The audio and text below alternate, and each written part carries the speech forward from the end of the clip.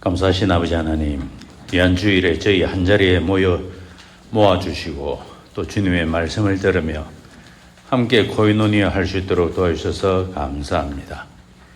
주님, 이 시간 말씀을 삼하여 한자리에 모여 사오니 주의 성령님께서 저희 가운데 동행하여 주시고 깨닫는 영을 부어주시고 확신시켜 주시옵소서. 예수님 이름으로 기도합니다. 아멘. 2025년 11월 23일차 미래로 교회 목장 성경교사반입니다. 본문은 열왕기하 1장 1절에서 18절입니다. 제목은 하나님이 계시지 않느냐. 오늘은 에그론 여기까지, 사마리아 왕이 사마리아에서 에그론까지 100km 정도, 80km에서 100km 정도 거리가 되고요. 아니 그러면 이것은 뭐 북이스라엘에서 남왕국 땅을 통과해서 에그론에 도착한 것은 아니고 북이스라엘에서 지중해 쪽으로 빠져가지고 사론 평야를 거쳐서 내려옵니다.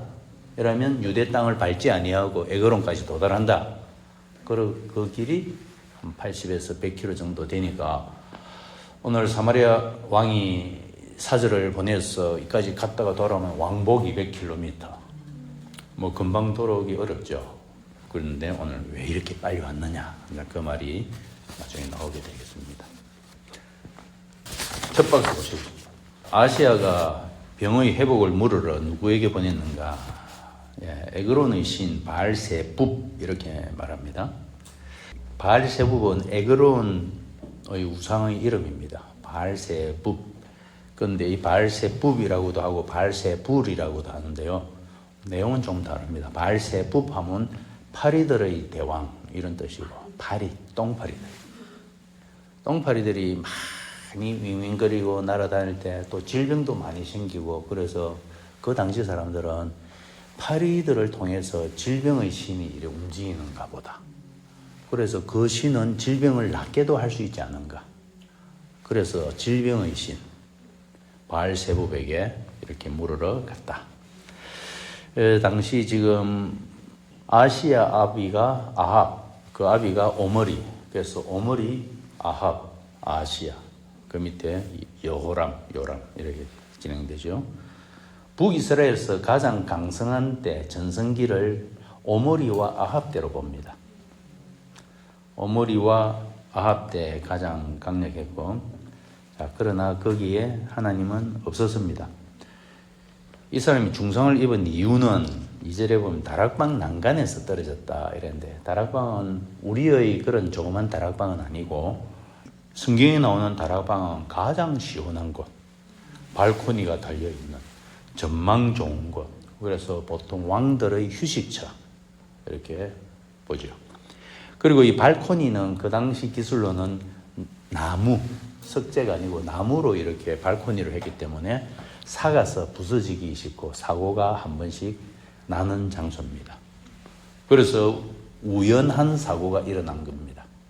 아합처럼 우연한 화살에 맞듯이 여기도 우연하게 떨어져서 중상을 입었습니다.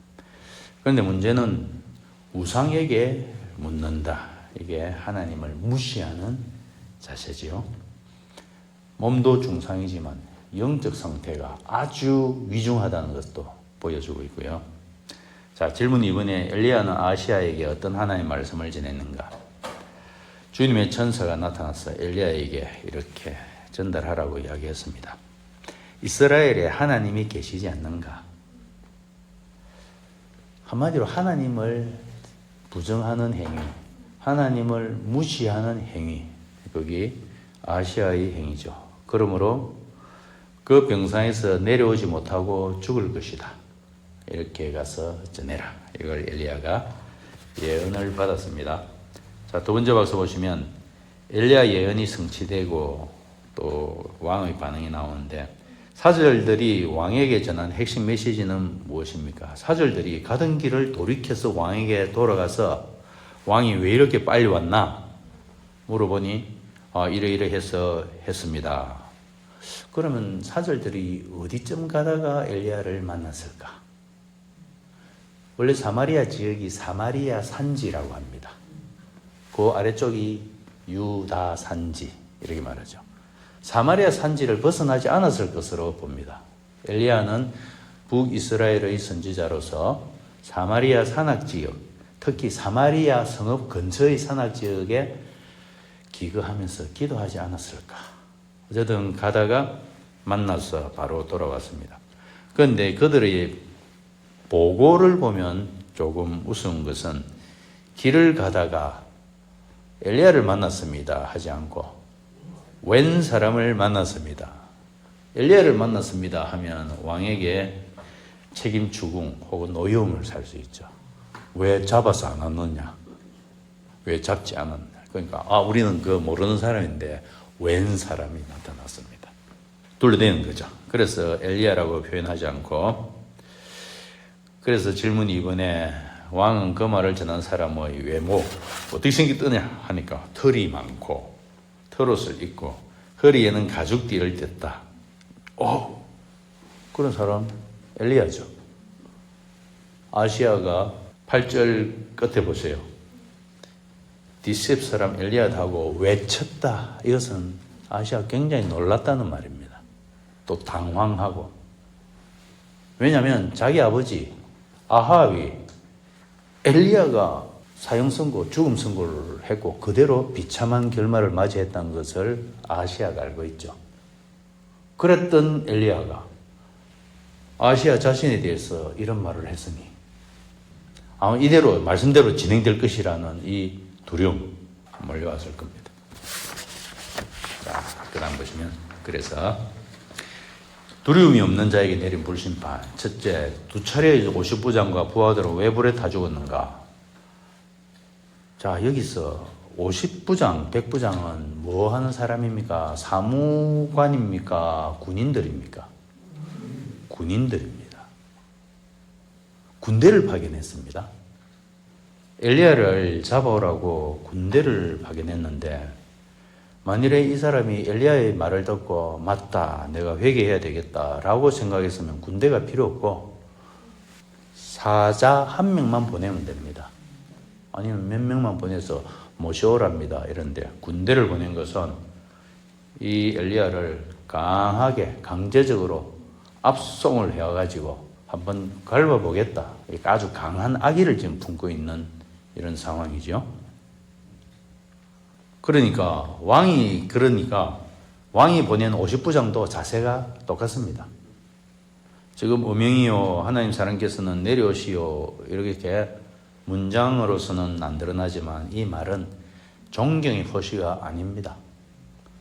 이 체포할 죄인을 잡으러 왔으니 당신 하나님의 사람이라는 당신 이래 한번 나와보시오 해서 하나님의 사람이라는 이 말을 아주 조롱조로 경멸하고 하나님께 대한 불손, 교만 이런 말이죠.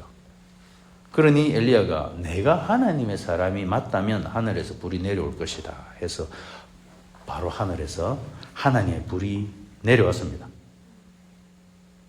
이 아시아 왕은 이것을 들었으면 회개를 해야 될 텐데 안 하고 두 번째, 세 번째 계속 보냅니다. 이 사람은 마음에 아주 강한 악의를 지금 품고 있다는 게 나타나 있고요. 두 번째도 똑같습니다. 하나님의 불이 하늘에서 내려온 것은 아시아에게 회개의 기회를 제공한 것이죠. 그리고 세 번째, 심판이 선언될 때 아시아로 하여금 변명의 여지가 없도록 한 것입니다. 그래서 세 번째 온 50부장은 전혀 다른 말을 합니다. 어명이요 하는 말 안 꺼냈습니다. 세 번째 온 사람은 어명이고 어떠고 전혀 안 꺼내고 무릎을 꿇었다. 애원하며 말했다. 그리고 목숨을 살려달라고 이야기한다. 이 사람은 깨달은 것 같아요. 하늘 군대가 엘리야를 둘러싸고 하나님의 불이 하늘에서 내려온다. 이 사람은 깨닫고 자기 목숨과 자기 부하의 목숨을 구해달라고 간구하는 모습. 자, 그랬을 때 네 번째 박스 보시면 엘리야는 왜 세 번째는 왕에게 내려갔는가? 이제 또 주님의 천사가 그렇게 이야기를 했습니다. 두려워하지 마라. 이 말을 들었기 때문에 내려가서 왕에게 직접 이야기했죠. 하나님이 안 계시더냐? 하나님이 안 계시던가? 너는 죽고 말 것이다. 넌 거기서 못 내려온다. 직접 사형 선고를 최종 확정했습니다. 질문 2번에 아시아의 죽음은 무엇을 입증하는가? 오늘 말씀과 같습니다. 하나님의 말씀은 반드시 성취가 됩니다.